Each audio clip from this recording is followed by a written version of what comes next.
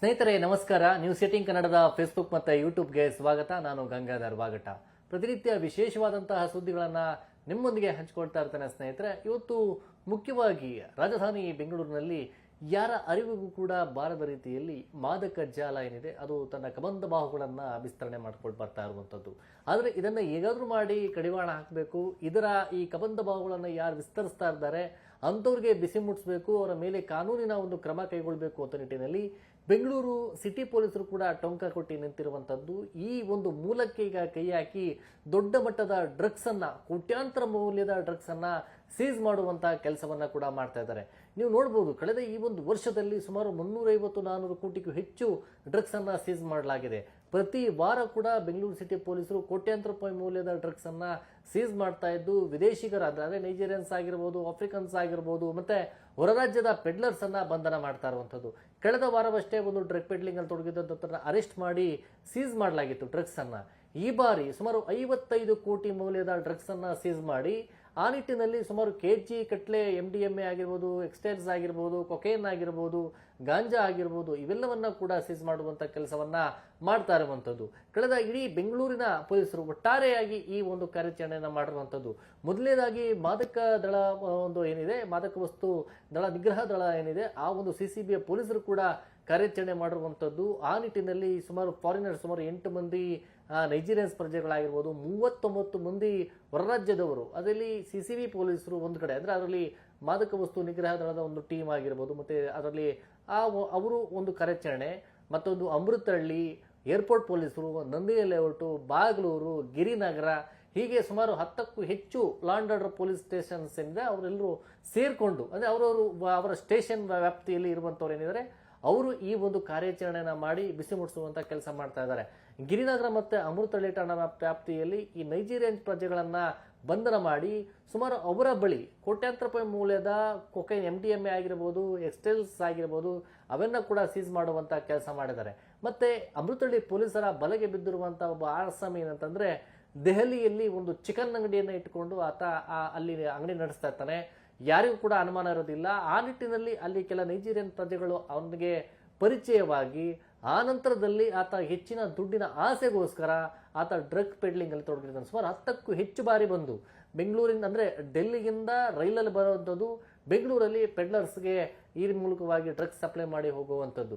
ಈ ನಿಟ್ಟಿನಲ್ಲಿ ಈಗ ಕಳೆದ ಅಂದ್ರೆ ನಾವು ಮೊದಲಿಗೆ ಹೋಲಿಕೆ ಮಾಡಿದ್ರೆ ಇತ್ತೀಚಿನ ದಿನಗಳಲ್ಲಿ ಅಂದ್ರೆ ಈ ವರ್ಷದಲ್ಲಿ ಅತಿ ಹೆಚ್ಚು ಡ್ರಗ್ಸ್ ಅನ್ನ ಸೀಸ್ ಮಾಡ್ತಾ ಇದ್ದಾರೆ. ಇಲ್ಲ ಒಂದ್ ಕಡೆ ದೊಡ್ಡ ಮಟ್ಟದಲ್ಲಿ ಡ್ರಗ್ಸ್ ಸೀಸ್ ಆಗ್ತಾ ಇದೆ, ಇದೇನು ಉಡ್ತಾ ಬೆಂಗಳೂರು ಆಗ್ತಾ ಇದೆ ಅಂತ ಅನುಮಾನ ಬರುವಂತದ್ದು ಸಹಜ. ಆದ್ರೆ ಇಲ್ಲಿ ಪೊಲೀಸರ ಹೇಳ್ತಾ ಇರುವಂತ ಒಂದು ಮಾತೇ ಬೇರೆ, ಮತ್ತೆ ಅವರ ಕಾರ್ಯವೈಖರಿನೇ ಬೇರೆ ಇದೆ. ಯಾಕಂತಂದ್ರೆ ಈ ಡ್ರಗ್ಸ್ ಏನಿದೆ ಇದು ಬೇರೆ ಎಲ್ಲಿ ಮೂಲಗಳಿಂದ ಬರ್ತಾ ಇದೆ, ಅದನ್ನ ಆದಷ್ಟು ಕೂಡ ಕಡಿವಾಣ ಹಾಕುವಂಥದ್ದು, ಅದನ್ನ ಪತ್ತೆ ಮಾಡುವಂಥದ್ದು, ಡ್ರಗ್ಸ್ ಅನ್ನ ಸೀಸ್ ಮಾಡುವಂತ ಕೆಲಸ ಮಾಡ್ತಾ ಇದ್ದಾರೆ. ಪ್ರತಿ ಬಾರಿಯೂ ಕೂಡ ಪೆಡ್ಲರ್ಸ್ಗೆ ಈಗ ಬೆಂಗಳೂರಿಗೆ ಹೆಂಗೆ ಡ್ರಗ್ಸ್ ಅನ್ನ ತಲುಪಿಸಬೇಕು, ಮತ್ತೆ ಕನ್ಸ್ಯೂಮರ್ಸ್ಗೆ ಅದು ಕಾಂಟ್ಯಾಕ್ಟ್ ಮಾಡುವಂತ ರೀತಿ ಏನಿದೆ ಅವೆಲ್ಲವನ್ನ ಕೂಡ ಇವರು ಆ ಮೂಲ ಏನಿದೆ ಅದನ್ನ ಆ ಸುಳಿವು ಅದನ್ನ ಪತ್ತೆ ಮಾಡಿಕೊಂಡು ಅದನ್ನ ಅವರನ್ನ ಬಂಧನ ಮಾಡುವಂತ ಕೆಲಸವನ್ನ ಮಾಡ್ತಾ ಇದ್ದಾರೆ. ಈ ನಿಟ್ಟಿನಲ್ಲಿ ಡ್ರಗ್ಸ್ ಹೆಚ್ಚಿನ ಮಟ್ಟದಲ್ಲಿ ಸಿಗ್ತಾ ಇದೆ ಅನ್ನೋದು ಪೊಲೀಸರ ಮಾತು. ಯಾಕಂತಂದ್ರೆ ಈಗ ಮೊದಲು ಕೆಲವೊಂದು ಕಡೆ ಕೆಲವರು ನೀವು ನೋಡ್ಬೋದು, ಈ ಪೆಡ್ಲಿಂಗ್ ಅಲ್ಲಿ ತೊಡಗಿರುವಂತಹ ಗಾಂಜಾ ಆಗಿರ್ಬೋದು, ಮಾದಕ ವಸ್ತುಗಳ ಸಪ್ಲೈ ಮಾಡುವಂತರ ಜೊತೆಗೆ ಕೆಲ ಪೊಲೀಸರು ಶಾಮೀಲಾಗಿರುವಂತಹ ವಿಚಾರಗಳು ಕೂಡ, ಘಟನೆಗಳು ಕೂಡ ನಡೆದಿದೆ. ಅವರ ಮೇಲೆ ಕ್ರಮ ಕೂಡ ಆಗಿರುವಂತದ್ದು. ಆ ನಿಟ್ಟಿನಲ್ಲಿ ಕೆಲವೊಂದು ಕಡೆ ಗೊತ್ತಿರಲಿಲ್ಲ, ಕೆಲವರು ಹೊಂದಾಣಿಕೆಯನ್ನ ಮಾಡಿಕೊಂಡು ಡ್ರಗ್ ಪೆಡ್ಲಿಂಗ್ ಅಲ್ಲಿ ಅವ್ರಿಗೆ ಯಾವ ರೀತಿ ಬೇಕೋ ವ್ಯವಸ್ಥೆಯನ್ನ ಮಾಡ್ಕೊಂಡಿರ್ತಾರೆ. ಆದ್ರೆ ಈಗ ಬೆಂಗಳೂರು ಸಿಟಿ ಕಮಿಷನರ್ ಆಗಿರುವಂತಹ ಸೀಮಂತ್ ಕುಮಾರ್ ಸಿಂಗ್ ಅವರು ಆಗಿರ್ಬೋದು, ಮತ್ತೆ ಹಿರಿಯ ಪೊಲೀಸ್ ಅಧಿಕಾರಿಗಳಾಗಿರ್ಬೋದು, ಅವರೆಲ್ಲರೂ ಕೂಡ ತಮ್ಮ ವ್ಯಾಪ್ತಿಯಲ್ಲಿ ಬರುವಂತವ್ರಿಗೆ ಯಾರು ಕೂಡ ಈ ಡ್ರಗ್ ಪೆಡ್ಲಿಂಗ್ ಅಲ್ಲಿ ತೊಡಗುವಂತದ್ದಾಗಿರ್ಬೋದು, ಅಂತವ್ರಿಗೆ ಸಹಕಾರ ಕೊಡುವಂತದ್ದಾಗಿರ್ಬೋದು, ಯಾವುದೇ ರೀತಿ ನಾವು ಮುಲಾಜ್ ನೋಡಲ್ಲ, ಅವ್ರ ಮೇಲೆ ಆಕ್ಷನ್ ತೆಗೆದುಕೊಳ್ತೀವಿ. ತಮ್ಮ ಠಾಣಾ ವ್ಯಾಪ್ತಿಯಲ್ಲಿ ಮುಲಾಜ್ ಇಲ್ಲದೆ ಡ್ರಗ್ ಪೆಡ್ಲಿಂಗ್ ಅಲ್ಲಿ ತೊಡಗಿರುವಂತವ್ರು ಆಗಿರ್ಬೋದು ಅಥವಾ ಕನ್ಸ್ಯೂಮರ್ಸ್ ಆಗಿರ್ಬೋದು, ಅವ್ರ ಮೇಲೆ ಆಕ್ಷನ್ ಆಗಬೇಕು. ಯಾವುದೇ ಮುಂದಿನ ದಿನಗಳಲ್ಲಿ ತಮ್ಮ ವ್ಯಾಪ್ತಿಯಲ್ಲಿ ಡ್ರಗ್ ಪೆಡ್ಲಿಂಗ್ ಆಗ್ತಾ ಇತ್ತು, ಅಲ್ಲಿ ಟೆಕ್ಕೀಸ್ ಆಗಿರ್ಬೋದು ಅಥವಾ ವಿದ್ಯಾರ್ಥಿಗಳಿಗೆ ಕಾಲೇಜುಗಳ ಬಳಿ ಆಗಿರ್ಬೋದು, ಸ್ಪೆಷಲ್ ಡ್ರೈವ್ ಮಾಡಿ ಡ್ರಗ್ಸ್ ಮುಕ್ತ ಬೆಂಗಳೂರು ಮಾಡಬೇಕು ಅಂತೇಳಿ ಒಂದು ಸ್ಪೆಷಲ್ ಒಂದು ಅವೇರ್ನೆಸ್ ಮೂಡಿಸುವಂತ ಕೆಲಸ ಮಾಡಬೇಕು ಅಂತೇಳಿ ಸೂಚನೆ ಕೊಟ್ಟಿದ್ರು. ಇತ್ತೀಚಿನ ದಿನಗಳಲ್ಲಿ ಬೇಡ ಬ್ರೋ ಅಂತೇಳಿ ಒಂದು ಹೊಸದಾಗಿ ಅವೇರ್ನೆಸ್ ಮೂಡಿಸುವಂತ ಕೆಲಸವನ್ನ ಕೂಡ ಈ ಡ್ರಗ್ ವಿಚಾರವಾಗಿ ಮಾಡಿದ್ರು.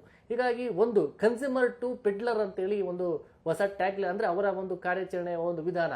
ಅಂದ್ರೆ ಯಾರು ಕನ್ಸ್ಯೂಮರ್ ಇದ್ದಾರೆ ಆ ಕನ್ಸ್ಯೂಮರ್ ಅನ್ನ ಹಿಡ್ಕೊಳ್ಳುವಂಥದ್ದು, ಕನ್ಸ್ಯೂಮರ್ ಮೂಲಕವಾಗಿ ಆ ಕನ್ಸ್ಯೂಮರ್ಗೆ ತಂದುಕೊಟ್ಟವನು ಯಾರು, ಸಬ್ ಪೆಡ್ಲರ್ ಯಾರಿದ್ದಾನೆ ಅವನ ಪತ್ತೆ ಮಾಡುವಂಥದ್ದು, ಅವನ ಮೂಲಕವಾಗಿ ಪೆಡ್ಲರ್ ಯಾರಿದ್ದಾನೆ ಆ ಪೆಡ್ಲರನ್ನು ಪತ್ತೆ ಮಾಡುವಂಥದ್ದು, ಕೊನೆಗೆ ಕಿಂಗ್ ಪಿನ್ ಯಾವನಿದ್ದಾನೆ ಅವನ ಮೂಲಕವಾಗಿ ಹೇಗೆ ಇಲ್ಲಿ ಡ್ರಗ್ ಬರ್ತಾ ಇದೆ ಅವರನ್ನು ಪತ್ತೆ ಮಾಡೋದು. ಈಗ ಕನ್ಸ್ಯೂಮರ್ ಟು ಪೆಡ್ಲರ್ ಅಂತೇಳಿ ಈ ಮೂಲಕವಾಗಿ ಒಂದಷ್ಟು ಡ್ರಗ್ಸನ್ನು ಆ ಪೆಡ್ಲಿಂಗ್ ಮಾಡುವಂಥವ್ರು ಏನಿದ್ದಾರೆ ಅವರನ್ನು ಒಂದು ವಶಕ್ಕೆ ಪಡೆಯುವಂಥ ಕೆಲಸ ಮಾಡಿದ್ದಾರೆ. ಇದು ಸಾಮಾನ್ಯ ವಿಚಾರ ಅಲ್ಲ. ಸುಮಾರು 55 ಕೋಟಿ ಮೌಲ್ಯದ ಡ್ರಗ್ಸು ಬೆಂಗಳೂರು ಸಿಟಿಯಲ್ಲಿ ಪೊಲೀಸರು ಕಾರ್ಯಾಚರಣೆ ಮಾಡಿ ಅವರನ್ನ ಮೇಲೆ ಆಕ್ಷನ್ ತೆಗೆದುಕೊಳ್ಳುವಂಥದ್ದು, ಸುಮಾರು ಕೆಜಿ ಗಟ್ಟಲೆ MDMA ಎಕ್ಸ್ಟೈಲ್ಸ್ ಆಗಿರ್ಬೋದು, ಡ್ರಗ್ಸ್ ವಿವಿಧ ತಲೆಹವಾರಿಯ ಡ್ರಗ್ಸ್ ಏನಿದ್ದಾರೆ ಇವೆಲ್ಲವನ್ನ ಕೂಡ ಸೀಸ್ ಮಾಡುವಂಥ ಕೆಲಸ ಏನು ಮಾಡ್ತಾ ಇದ್ದಾರೆ ಅದು ತಮಾಷೆ ವಿಚಾರ ಅಲ್ಲ. ಯಾಕಂತಂದ್ರೆ ಇದನ್ನ ಗಂಭೀರವಾಗಿ ಪೊಲೀಸ್ ಇಲಾಖೆ ತೆಗೆದುಕೊಂಡಿದೆ. ಮತ್ತೆ ಬೆಂಗಳೂರು ಅಷ್ಟೇ ಅಲ್ಲದೆ ಅವರು ಈಗ ಹೊರ ರಾಜ್ಯಗಳಿಗೂ ಕೂಡ ಸಿಟಿ ಪೊಲೀಸರು ಹೋಗ್ತಾ ಇದ್ದಾರೆ. ಯಾಕಂದ್ರೆ ಇದರ ಮೂಲ ಈ ವ್ಯಕ್ತಿ ಏನಿದ್ದಾನೆ ಒಬ್ಬ ಕನ್ಸ್ಯೂಮರ್ ಅಥವಾ ಡೈರೆಕ್ಟ್ ಸಬ್ ಪೆಡ್ಲರ್ ಏನಿದ್ದಾರೆ ಇವನು ಬೇರೆಯವ್ರ ಕಡೆಯಿಂದ ಹೊರ ರಾಜ್ಯಗಳಿಂದ ತಂದು ಇಲ್ಲಿ ಮಾರುವಂತರಿದ್ದಾರೆ. ಅವ್ರ ಮೂಲಕವಾಗಿ ಹೊರ ರಾಜ್ಯಗಳಲ್ಲಿ ಯಾರು ಇವರು ಸಪ್ಲೈ ಮಾಡ್ತಾ ಇದ್ದಾರೆ ಅವರನ್ನ ಹಿಡಿಯುವಂತ ಕೆಲಸವನ್ನ ಮಾಡ್ತಾ ಇದ್ದಾರೆ. ಈ ಮೂಲಕವಾಗಿ ಈಗ 100 ಜನ ಈಗ ಪೆಡ್ಲರ್ಸು ಈಗ ಪೊಲೀಸರ ಬಲೆಗೆ ಬಿದ್ದಿರುವಂಥದ್ದು. ಕೇವಲ ನೋಡಿ ಈ ಒಂದು ಕೇಸಲ್ಲೇ ಇಡೀ ಈಗ ಕೇವಲ ಮೊನ್ನೆ ಕಮಿಷನರ್ ಪ್ರೆಸ್ ಮೀಟ್ ಮಾಡಿದಂತಹ ಸಂದರ್ಭದಲ್ಲಿ ಸುಮಾರು 39 ಮಂದಿ ಹೊರ ರಾಜ್ಯದ ಪೆಡ್ಲರ್ಸ್ ಈಗ ಪೊಲೀಸರ ಬಲೆಗೆ ಬಿದ್ದಿರುವಂಥದ್ದು. ಸುಮಾರು 8 ಮಂದಿ ವಿದೇಶಿಗರು ಪೊಲೀಸರ ಬಲೆಗೆ ಬಿದ್ದಿದ್ದಾರೆ. ಇವರೆಲ್ಲರೂ ಕೂಡ ಡ್ರಗ್ ಪೆಡ್ಲಿಂಗ್ ಅಲ್ಲಿ ತೊಡಗಿರುವಂಥದ್ದು. ಅವರನ್ನು ವಿಚಾರಣೆ ಮಾಡಿದಂತಹ ಸಂದರ್ಭದಲ್ಲಿ ಇವರು ಕೆಲವರು ಏನು ಎಜುಕೇಶನ್ ವೀಸಾ ಆಗಿರ್ಬೋದು, ಒಂದು ಮೆಡಿಕಲ್ ವೀಸಾ ಆಗಿರ್ಬೋದು, ಈ ರೀತಿ ವೀಸಾವನ್ನು ತೆಗೆದುಕೊಂಡು ಬಂದು ಅಲ್ಲಿ ಎಕ್ಸ್ಪೈರ್ ಆದರೂ ಕೂಡ ಆ ನಂತರ ಹೆಚ್ಚಿನ ಹಣ ಮಾಡಬೇಕು ಅನ್ನೋ ಉದ್ದೇಶಕ್ಕೆ ಈ ಡ್ರಗ್ ಪೆಡ್ಲಿಂಗ್ ಅಲ್ಲಿ ತೊಡಗುವಂಥವ್ರು ಅದರಲ್ಲಿ ಸಾಕಷ್ಟು ಮಂದಿ ಈ ತರ ಇರುವಂಥದ್ದು. ಅಕ್ರಮವಾಗಿ ವಾಸವಾಗಿದ್ಕೊಂಡು ಕೆಲ ನೈಜೀರಿಯನ್ ಪ್ರಜೆಗಳು ಈ ರೀತಿಯಾಗಿ ಅಕ್ರಮದಲ್ಲಿ ಭಾಗಿಯಾಗುವಂಥದ್ದು, ಡ್ರಗ್ ಪೆಡ್ಲಿಂಗ್ ಅಲ್ಲಿ ತೊಡಗುವಂಥದ್ದು. ಇವರು ಅಷ್ಟೇ ಅಲ್ಲದೆ ಇವರು ಹೊರ ರಾಜ್ಯದ ಕೆಲ ಯುವಕರನ್ನ ಪ್ರವೋಕ್ ಮಾಡಿ ಅವರನ್ನು ಕೂಡ ತಮ್ಮ ಬಲೆಗೆ ಸಿಲುಕಿಸುವಂತ ಕೆಲಸವನ್ನ ಮಾಡ್ತಾ ಇರುವಂಥದ್ದು. ಇವೆಲ್ಲವನ್ನ ಕೂಡ ಬಹಳ ಗಂಭೀರವಾಗಿ ಎಲ್ಲೆಲ್ಲಿ ಯಾವ ರೀತಿ ಯಾವ ಮಾರ್ಗ ಆಯಾಮದಲ್ಲಿ ಇವರು ಸಪ್ಲೈ ಮಾಡ್ತಾ ಇದ್ದಾರೆ, ಎಲ್ಲಿಂದ ಬರ್ತಾ ಇದೆ ಇವೆಲ್ಲವನ್ನ ಕೂಡ ಪತ್ತೆ ಮಾಡುವಂತ ಕೆಲಸ ಆಗ್ತಾ ಇದೆ. ಮತ್ತೆ ಸಂಗ್ರಹ ಹೆಚ್ಚಿನ ಮಟ್ಟದಲ್ಲಿ ಎಲ್ಲಿ ಮಾಡ್ಕೊಂಡಿದ್ದಾರೆ ಆ ಮೂಲಕವಾಗಿ ಅದನ್ನ ಪತ್ತೆ ಮಾಡುವಂತ ಕೆಲಸ ಮಾಡ್ತಾ ಇದ್ದಾರೆ.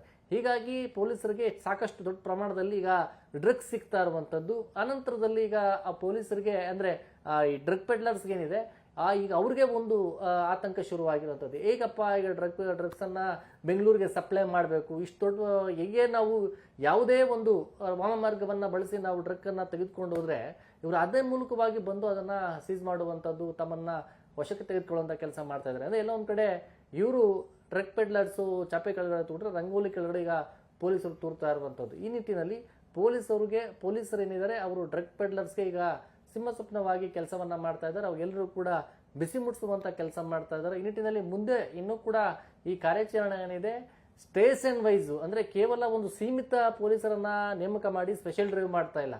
ತಮ್ಮ ವ್ಯಾಪ್ತಿಯಲ್ಲಿ ಪೊಲೀಸ್ ಠಾಣಾ ವ್ಯಾಪ್ತಿಗಳ ಇಡೀ ಬೆಂಗಳೂರು ನಗರ ಏನಿದೆ ಅತ್ಯಂತ ವೇಗವಾಗಿ ಬೆಳೀತಾ ಇರುವಂಥದ್ದು, ದೊಡ್ಡ ನಗರವಾಗಿ ಹೊರಹೊಮ್ಮಿರುವುದು. ITBT ಸೆಕ್ಟರ್ ಅಂತ ITBT ಹಬ್ ಆಗಿದೆ. ಮತ್ತೆ ಇಲ್ಲಿ ಯೂನಿವರ್ಸಿಟಿ ಬೇರೆ ಬೇರೆ ಖಾಸಗಿ ಕಾಲೇಜುಗಳೇನಿದೆ ಅಲ್ಲೆಲ್ಲವೂ ಕೂಡ ಡ್ರಗ್ ಪೆಡ್ಲಿಂಗ್ ಆಗ್ತಾ ಇತ್ತು ಅಂತೇಳಿ ಸಾಕಷ್ಟು ಆರೋಪಗಳೇನಿತ್ತು. ಈಗ ಅಲ್ಲಿ ಕೂಡ ಪೊಲೀಸರು ಸ್ಪೆಷಲ್ ಡ್ರೈವ್ಗಳು ಮಾಡುವ ಮೂಲಕ ಅವೇರ್ನೆಸ್ ಮಾಡಿಸುವ ಮೂಲಕ ಜೊತೆಯಲ್ಲಿ ಕನ್ಸ್ಯೂಮರ್ಗಳನ್ನ ತಮ್ಮ ವಿಶ್ವಾಸಕ್ಕೆ ತೆಗೆದುಕೊಂಡು ಜೊತೆಗೆ ಅವ್ರ ಮೇಲೆ ಕ್ರಮ ಕೈಗೊಳ್ತೀವಿ ಅಂತೇಳಿ ಎಚ್ಚರಿಕೆ ಕೊಡುವ ಮೂಲಕವಾಗಿ ಈ ಪೆಡ್ಲರ್ಸ್ಗಳು ಎಲ್ಲೆಲ್ಲಿಂದ ಮೂಲದಿಂದ ಬರ್ತಾ ಇದೆ, ಆನ್ಲೈನ್ ಆಗಿರ್ಬೋದು, ಡಾರ್ಕ್ ವೆಬ್ ಆಗಿರ್ಬೋದು, ಮತ್ತೆ ಕೊರಿಯರ್ ಆಗಿರ್ಬೋದು, ಅವೆಲ್ಲವನ್ನ ಕೂಡ ಆ ನಿಟ್ಟಿನಲ್ಲಿ ಪೊಲೀಸ್ ಕಾರ್ಯಾಚರಣೆಯನ್ನ ಮಾಡ್ತಾ ಇರುವಂಥದ್ದು. ಮತ್ತೆ 112 ಹೊಯ್ಸಳ ಸಿಬ್ಬಂದಿಗಳನ್ನ ಕೂಡ ನೈಟ್ ಟೈಮ್ ಅಲ್ಲಿ ಅಲರ್ಟ್ ಆಗಿರ್ಬೇಕು. ಮತ್ತೆ ಈ ಹೊರ ರಾಜ್ಯಗಳಿಂದ ಅಂದ್ರೆ ಕೇರಳ ಆಗಿರ್ಬೋದು, ತಮಿಳುನಾಡು ಬಾರ್ಡರ್ ಆಗಿರ್ಬೋದು, ಮತ್ತೆ ರೈಲ್ವೆ ಸ್ಟೇಷನ್ ನಿಲ್ದಾಣಗಳ ಬಳಿಯೂ ಕೂಡ ಅನುಮಾನಿತರನ್ನ ಮತ್ತೆ ಸಸ್ಪೆಕ್ಟ್ ಬ್ಯಾಗ್ಗಳನ್ನ ಎಲ್ಲ ಕೂಡ ಚೆಕ್ ಮಾಡಬೇಕು.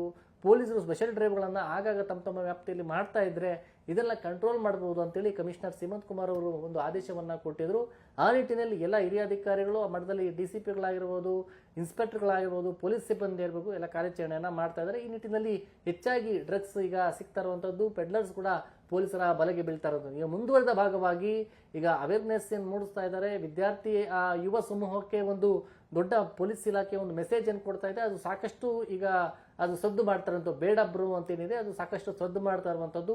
ಡ್ರಗ್ಸ್ ಅನ್ನ ಬಳಕೆ ಮಾಡಬೇಡಿ, ಅದು ಮಾರಕ ಅನ್ನೋ ರೀತಿಯಲ್ಲಿ ಈ ನಿಟ್ಟಿನಲ್ಲಿ ಅದು ಸಕ್ಸಸ್ ಕಾಣ್ತಾ ಇದೆ. ಈ ನಿಟ್ಟಿನಲ್ಲಿ ಡ್ರಗ್ಸ್ ಅವೇರ್ನೆಸ್ ಜೊತೆಯಲ್ಲಿ ಕಾರ್ಯಾಚರಣೆ ಸ್ಪೆಷಲ್ ಡ್ರೈವ್ ಕಂಟಿನ್ಯೂ ಆಗಿದೆ. ಮುಂದಿನ ದಿನಗಳಲ್ಲೂ ಕೂಡ ಪೊಲೀಸರಿಗೆ ಇನ್ನಷ್ಟು ಜನ ಡ್ರಗ್ಸ್ ಸೀಸ್ ಆಗುವಂಥದ್ದು ಇರಬಹುದು, ಮತ್ತೆ ಪೆಡ್ಲರ್ಸ್ ಬಲೆಗೆ ಬೀಳುವಂಥದ್ದು ಕೂಡ ಮುಂದಿನ ದಿನಗಳಲ್ಲಿ ಸಾಕಷ್ಟು ಮಂದಿ ಇನ್ನಷ್ಟು ಮಂದಿ ಆಗುವಂತ ಸಾಧ್ಯತೆ ಇದೆ. ಯಾಕಂದ್ರೆ ಹೊರ ರಾಜ್ಯಗಳಲ್ಲಿ ಇನ್ನೂ ಕೂಡ ಡೆಲ್ಲಿ ಮತ್ತೆ ಮುಂಬೈ ಮತ್ತೆ ಕೇರಳ ಈ 3 ಭಾಗಗಳಿಂದ ಸಾಕಷ್ಟು ಬೆಂಗಳೂರಿಗೆ ಡ್ರಗ್ಸ್ ಬರ್ತಾ ಇದೆ. ಈ ನಿಟ್ಟಿನಲ್ಲಿ ಆ ಮೂಲಕ್ಕೆ ಕೈ ಹಾಕಿ ಈಗ ಪತ್ತೆ ಮಾಡುವಂತ ಕೆಲಸಕ್ಕೆ ಸಿಟಿ ಪೊಲೀಸರು ಮುಂದಾಗಿದ್ದಾರೆ ಸ್ನೇಹಿತರೆ. ಈ ಒಂದು ಮಾಹಿತಿ ನಿಮಗೆ ಇಷ್ಟವಾಗಿದ್ದಲ್ಲಿ ಸ್ನೇಹಿತರೆ ನ್ಯೂಸ್18 ಕನ್ನಡದ ಫೇಸ್ಬುಕ್ ಮತ್ತು ಯೂಟ್ಯೂಬ್ ಅನ್ನು ಸಬ್ಸ್ಕ್ರೈಬ್ ಮಾಡಿ ಮತ್ತೆ ಶೇರ್ ಮಾಡಿ. ಧನ್ಯವಾದ. ನಿರ್ಭೀತ, ನಿಷ್ಪಕ್ಷಪಾತ, ವಿಶ್ವಾಸಾರ್ಹ ಸುದ್ದಿಗಳಿಗೆ ಮತ್ತೊಂದು ಹೆಸರಾಗಿರುವ ನ್ಯೂಸ್18 ಕನ್ನಡ ಈಗ ಆಪ್ನಲ್ಲೂ ಲಭ್ಯವಿದೆ. ದಯವಿಟ್ಟು ಇಲ್ಲಿರುವ QR ಕೋಡ್ ಅನ್ನು ಸ್ಕ್ಯಾನ್ ಮಾಡಿಕೊಂಡು ಆಪ್ ಡೌನ್ಲೋಡ್ ಮಾಡೋದಕ್ಕೆ ಮರಿಬೇಡಿ. ನಿಮ್ಮ ಬೆಂಬಲ ಹೀಗೆ ಸದಾ ನಮ್ಮೊಂದಿಗಿರಲಿ. ಧನ್ಯವಾದ.